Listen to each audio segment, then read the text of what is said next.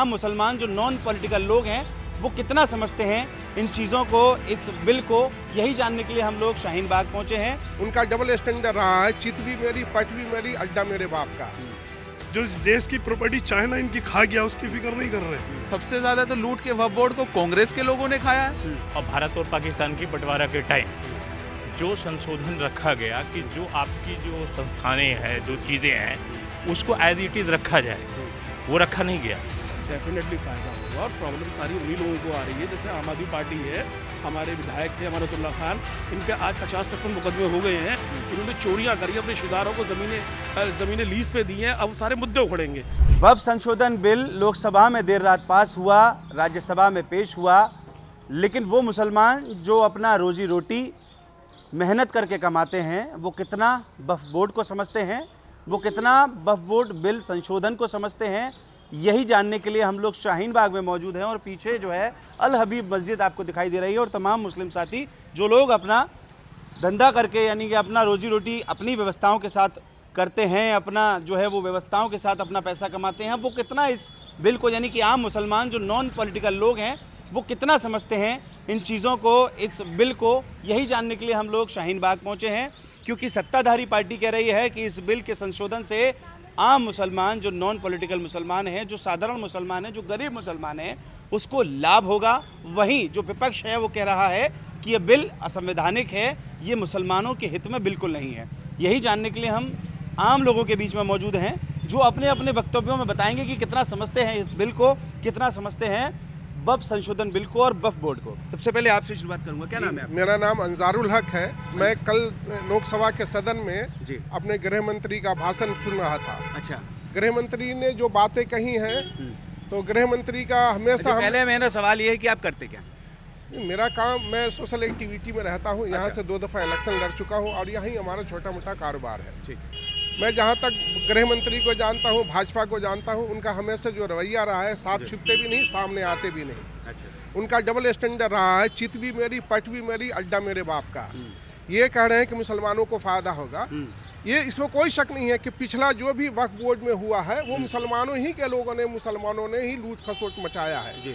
अब उसमें भाजपा इस बिल के नाम पे लूट खसोट को करने का एक तरीका हासिल कर लिया है। मतलब आपको लगता है कि वही मंशा इनकी भी? वही मंशा लूट खसोट की भाजपा कानूनी तौर पे अब करने जा रही है। अच्छा, अब जो ये भी आप एक्सेप्ट कर रहे हैं कि पिछले लोगों ने ये इसमें किया? हाँ, पिछले लोगों ने किया है, इसमें कोई शक नहीं है कि मुसलमानों ने ही किया।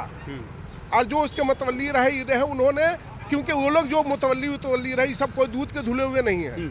और ना भाजपा दूध की धुली हुई है, ना हमारा होम मिनिस्टर दूध का धुला हुआ है। वो जो बोलते हैं उसमें हमको एक जा यकीन नहीं है, क्योंकि वो लोग सच को इस तरीके से झूठ को इस तरीके से सच बना के पेश करते हैं, उसके अंदर में कुछ न कुछ छुपा हुआ रहता है। ठीक है। मैं उनसे अपील करता हूं कि प्लीज़ अल्लाह के वास्ते इस मुल्क को एक बेहतर मुल्क बनाइए। ये सब आपको मुसलमान ने आपको कहा ही नहीं वक्फ बिल लाने के लिए। आप चंद मुसलमानों को अपने फेवर में किसी वजह से, किसी लोभ लालच देके या किसी भी जरिए या किसी भी तरीके से, तो आप उनको बोलवा सकते हैं, करवा सकते हैं। लेकिन जो ओवरऑल जो मुसलमान है, जो समझता है, जिसका किसी पार्टी से कोई लेना देना नहीं है, उसको बड़ा दर्द है इस बात का। क्योंकि भाजपा कभी भी मुसलमानों की हितैषी नहीं रही है। मुसलमानों ने नहीं कहा कि आप ये वक्फ बिल लेके आइए। भाजपा मुसलमानों की हितैषी नहीं रही, कभी नहीं रही है, कभी हो ही नहीं सकती। क्योंकि हमारे ही खिलाफ बोल के तो ये हिंदू को एकजुट करते हैं। अच्छा, नहीं तो इनको हिंदू ही इनके खिलाफ खड़ा हो जाएगा। इनकी कोई भारत का जो अभी जो चल रहा शासन 10 साल से, ये तो जो ये आपको क्यों लग रहा है? क्योंकि भाजपा तो ये कहती है कि जो भी योजनाएं बनाई जाती हैं वो सबके लिए बनाई जाती हैं। अगर राशन बढ़ता है तो वो कहते हैं कि सबको जा रहा है, अगर आपको आवास योजना दी जाती है तो कहते हैं कि सबको दी जाती है, उसमें कहीं डिफरेंशिएशन नहीं हो रहा। तब भी आपको यही लगता है सिर्फ? ये आज से नहीं जी, ये जब से मुल्क है, जब से दुनिया है, जब से जहाँ शासन का राज हुआ है, या इंसान को तो 5000 साल से पहले के बाद कपड़ा पहनने की कैफियत में आया है। इससे पहले तो मुझे हम लोग वक्फ बिल पे वापस आते हैं। ये कहना चाह रहे हैं कि ये जो चीज़ें हैं हर हुकूमत ने दिया है। कांग्रेस ने भी दिया, भाजपा ने दिया, आने वाली जो जालिम हुकूमत होगी ना वो भी मतलब देगी। आपका मानना है कि वक्फ बिल से जो आम मुसलमान है उसका कोई इससे सिर्फ सरोकार भाजपा नहीं को फायदा है, भाजपा मुसलमानों को लड़ाएगी, भाजपा मुसलमानों की जो अब जो ये लिया है कि भाजपा और जो कानून में जो भाजपा के लोग होंगे, जो आरएसएस के लोग बैठे हुए होंगे, वो जो ज़मीनें अब वक्फ की हैं, हम 2000 मिलीनियम पार्क को मैंने देखा है, कब्रिस्तान था वो उसको पार्क बना दिया गया। उत्तम नगर का जो एक जगह जमीन थी, कब्रिस्तान थी, उसको कब्जे में ले लिया गया। डीडीए अब कब्जाएगी मुसलमानों की जमीन को। पार्लियामेंट के सामने वाली जो मस्जिद है वो वक्फ बोर्ड की है, अब सरकार कहती है वो मेरी है, उसका कोर्ट में चल रहा है। भाजपा का डबल स्टैंडर्ड, चित भी मेरी, पट भी मेरी, अड्डा मेरे बाप का, मैं जो चाहूंगा वही करूंगा। अच्छा सुन एक बात, ये जेपीसी जो बुलाने जितने लोगों का जो सुझाव था सब लिया, 16 घंटे चर्चा भी किया, बात किसी की नहीं माना, चर्चा भी करा लिया संसद में सबसे, सबका, लेकिन माना किसी का नहीं, सबका वो भी ले लिया। एक करके आपका नाम बताइए। मेरा नाम मोहम्मद शाकिर है जी, क्या नाम बताया? मोहम्मद शाकिर। जाकिर जी क्या करते हैं आप? मेरा प्रॉपर्टी का काम है जी, मुझे तो बड़ा इस बीजेपी सरकार पे तरस आ रहा है तरस आ रहा है। अच्छा जी, इसलिए आ रहा है कि वो कितनी हमदर्द है जो अच्छा, मुस्लिम- वोट समझते हैं आप? जी बिल्कुल, मैं वोट समझता हूँ। वोट का मतलब है मेरे बाप दादाओं की प्रॉपर्टी, जिनका फैसला करने का हक हम भाइयों का है, जो भी है, ठीक है, मतलब आपस इनका का नहीं है जी, आपस का है। पहली बात, ये जो हम मुस्लिमों की प्रॉपर्टी है उनकी फिक्र कर रहे हैं, जो इस देश की प्रॉपर्टी चाइना इनकी खा गया उसकी फिक्र नहीं कर रहे। चाइना ने अपने ये तो पॉलिटिकल उसकी वाली बात है। ये कौन सी चीज है? चाइना उसकी फिक्र करे ना मोदी जी, जो हमारी प्रॉपर्टी है उसकी फिक्र कर रहे हैं, ठीक है। वक्त का मतलब होता है भाई साहब, हमारे बाप दादाओं ने जो ये प्रॉपर्टी दी थी ना, वो इसलिए दी जाती है कि मरने के बाद भी हमारी इस प्रॉपर्टी को जितने लोग यूज करेंगे, जैसे मस्जिद बनेगी, मदरसा बनेगा, उसका सबाब भी उन्हें मरने के बाद भी मिलता रहे। अच्छा, आपकी नज़र में कितने ऐसे लोग हैं जिसको वक्फ बोर्ड का फायदा मिला अब तक? वक्फ बोर्ड का जितने, इसमें लाखों नहीं करोड़ों की तादाद में है, क्योंकि जितने मुस्लिम बच्चे ये कलाम पढ़ करके निकलते हैं, हाफिज बनते हैं, वो सारे वक्फ बोर्ड के मदरसे से निकलते हैं। अच्छा, इसकी तादाद कोई नहीं है, ये करोड़ों की तादाद में है। और पूछिए क्या पूछना चाह रहे हैं? मतलब सवाल ये है कि भाजपा जो कह रही है उससे आप दरकिनार कर रहे हैं कि भाई हमारे पक्ष में नहीं जा रहा है बिल। सर हम उनसे कह घबराएंगे आप हमारा इलाज करो। मैं तो बीमार हूँ नहीं, मुझे क्यों जबरदस्ती दवाई पिला रहे हो? आप वही कह रहे हैं कि हम ये मुसलमानों के हमदर्दी के लिए हैं, ठीक है। हम मुसलमान ये कह रहे हैं भाई हमसे हमदर्दी मत दिखाओ, ये हमारा पर्सनल मामला है, हम उनसे हमदर्दी ले ही घबराए हैं, ठीक है ना। ये हमारा, देखिए, ये हमारा पर्सनल मामला है, इससे बीजेपी का कोई लेन देन नहीं है। दूसरी चीज मैं ये कहना चाहता हूँ कि अगर उन्हें वक्फ बोर्ड में उन्होंने 2 गैर मुस्लिम भी शामिल करे हैं, ठीक है, तो वो ये कानून कब ला रहे हैं कि जैसे तिरुपति का मंदिर है, मथुरा में है, इनके ट्रस्ट है, उसमें ये हमें कब शामिल कर रहे हैं? वो कानून कब आ रहा है? उसमें भी तो अगर इंसाफ है तो इंसाफ ये होना चाहिए कि वो 2 शामिल कर रहे हैं, ठीक है, अदर मुस्लिम, तो हमें एक को ही शामिल कर लें।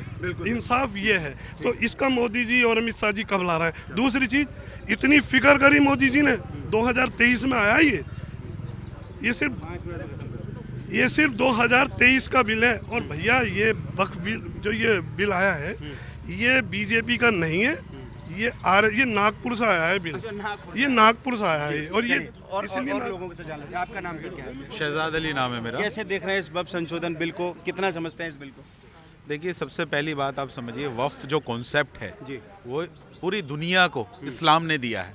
वक्फ को लोग जानते ही नहीं थे। हाँ। वक्फ का मतलब है जो आदमी अपनी जायदाद, प्रॉपर्टी देकर, दान देकर चला जाता है, किन लोगों के लिए? जो लोग यतीम बच्चे हैं, जो बेवाएं हैं, जो कमज़ोर तबका है, जो पिछड़ा हुआ है, जो हर एतबार से, शिक्षा एतबार से, माली एतबार से कमज़ोर है, उसके लिए, कि उसका उद्धान हो सके, उसका जो है ना, उसका जो है उससे भला हो सके, उससे उसको उसके रोज़गार मिल सके, उससे उसको शिक्षा मिल सके, इसलिए लोग देकर जाते हैं। तो आप समझिए 1923 में पहली बार एक्ट बना है वक्फ बोर्ड का।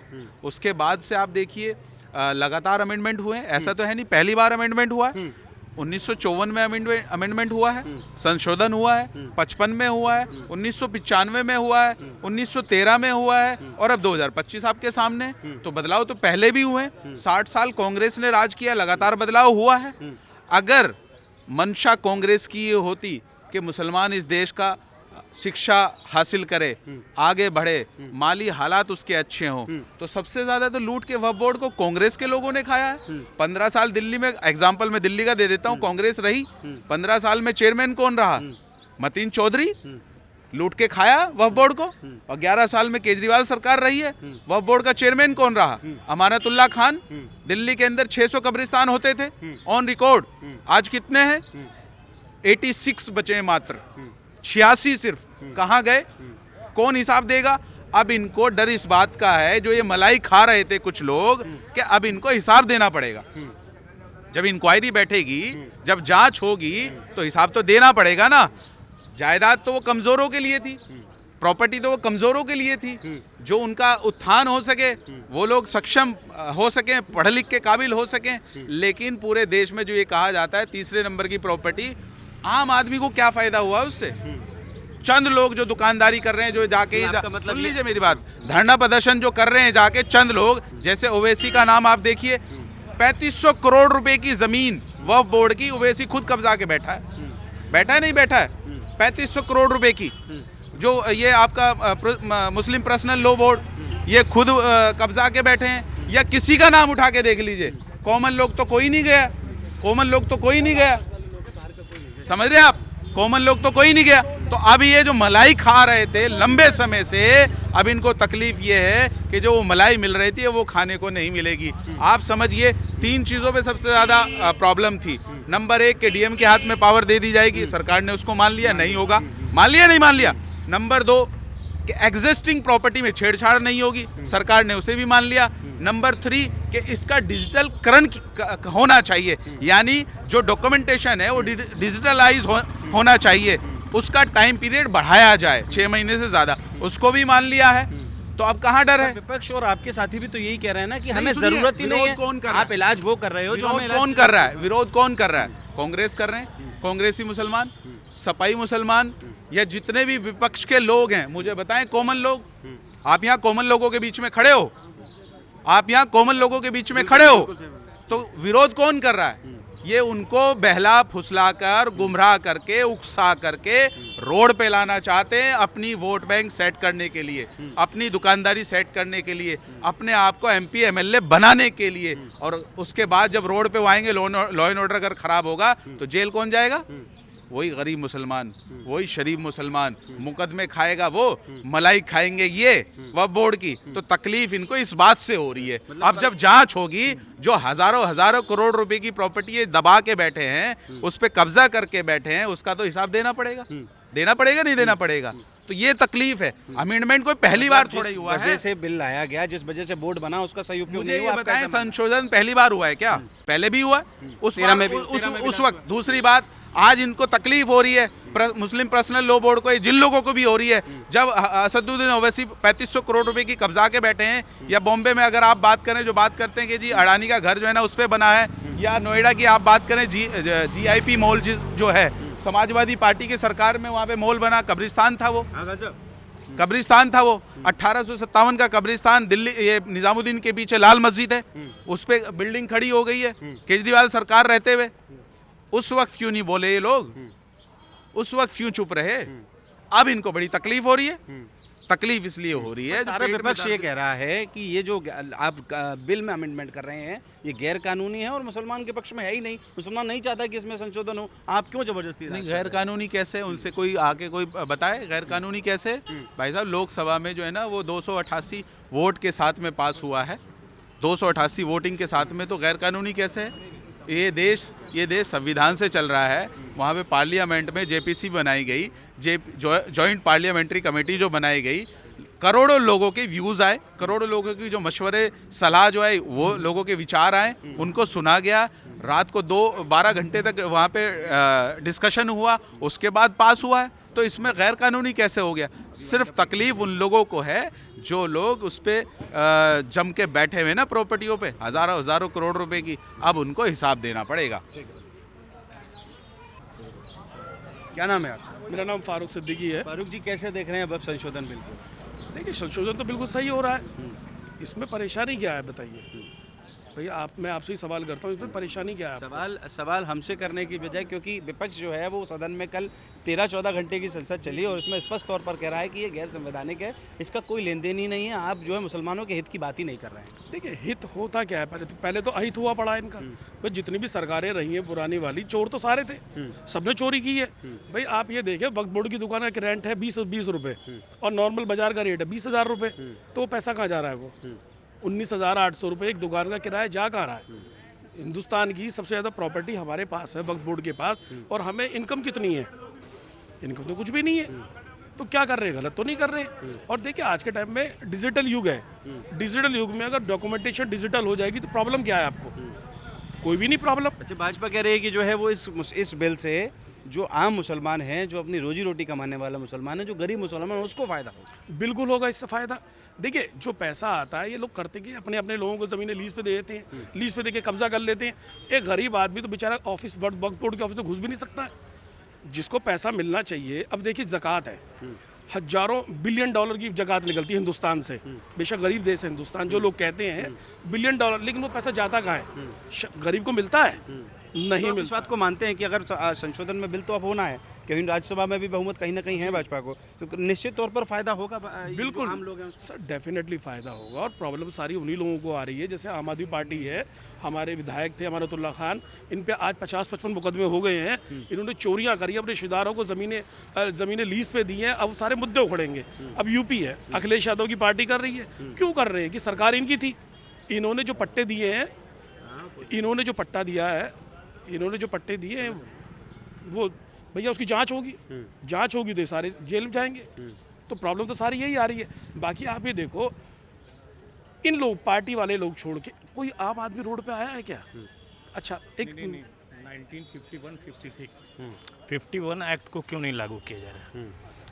वक्फ बोर्ड कब आया? 54 में आया। 54 वाली जो एक्ट है उसको लागू कर दो ना। आप संशोधन कर रहे हो। नहीं, आप एक सुनो, आप एक संशोधन की बात कर रहे हैं। नहीं, आप जो बोल रहे हो, जैसे अभी ये एक्ट सुनो, अभी जो ये एक्ट आया, इसमें किसको फायदा होगा? आप बताइए, किसको फायदा होगा? जनरली जानने हैं। जैसे मैं एक डिस्प्यूटेड प्रॉपर्टी होती है, मैं कोर्ट का चक्कर लगाते रहता हूँ।